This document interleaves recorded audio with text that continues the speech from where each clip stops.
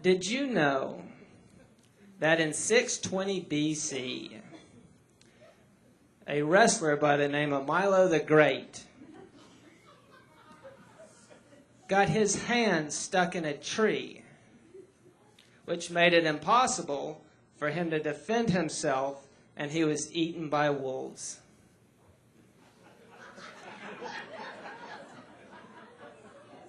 Or how about that Greek philosopher that died of laughter after he gave his donkey wine and watched it eat figs? No, of course you wouldn't know about that shit, because your remote control doesn't record shows you don't want to watch.